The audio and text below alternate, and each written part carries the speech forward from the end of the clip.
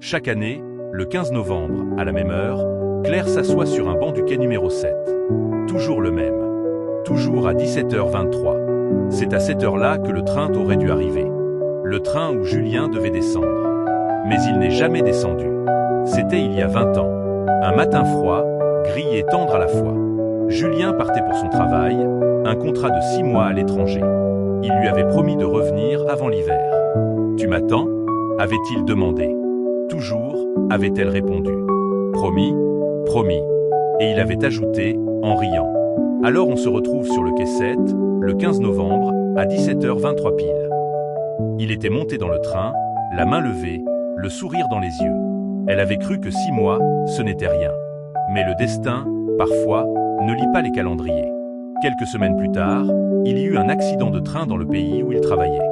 Des dizaines de disparus, aucun survivant identifié. Les journaux disaient aucun espoir. Mais Claire refusa d'y croire. Elle disait, tant qu'on n'a pas retrouvé son corps, il est vivant. Il reviendra. Et le 15 novembre suivant, elle revint à la gare. 17H23. Le train entra en gare. Les portes s'ouvrirent. Les passagers descendirent. Mais pas lui. Les années passèrent. Elle continua à venir. Toujours le même jour, la même heure, le même banc. Les gens de la gare finirent par la connaître.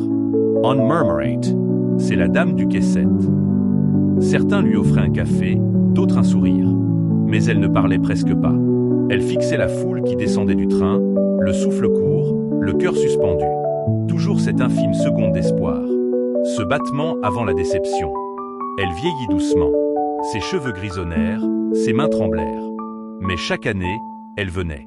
Parfois sous la pluie, parfois sous la neige. Et toujours, elle murmurait. « Je t'ai attendu, Julien. » Un soir d'automne, le chef de gare, un jeune homme au regard doux, s'approcha. « Madame, pourquoi venez-vous toujours à la même heure ?» Elle sourit. « Parce qu'il m'a promis de revenir.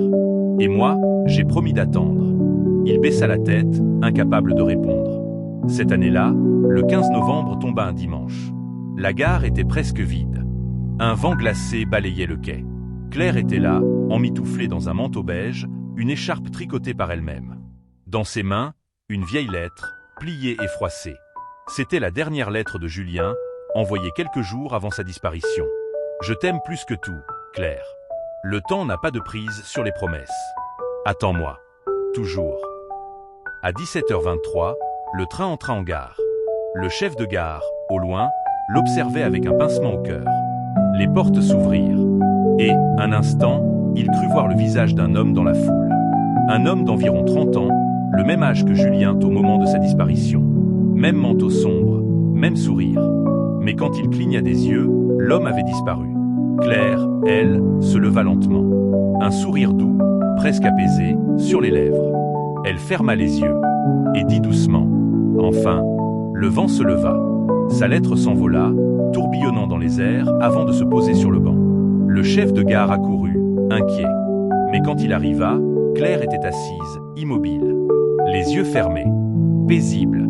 Elle ne respirait plus. Le lendemain, la gare resta silencieuse. Sur le banc du quai 7, quelqu'un avait déposé un bouquet de fleurs et un petit mot. Elle a attendu, et il est venu la chercher. Depuis ce jour, certains voyageurs affirment qu'à chaque 15 novembre, vers 17h23, on entend un éclat de rire léger, une main frôler l'air, et deux silhouettes se teurent.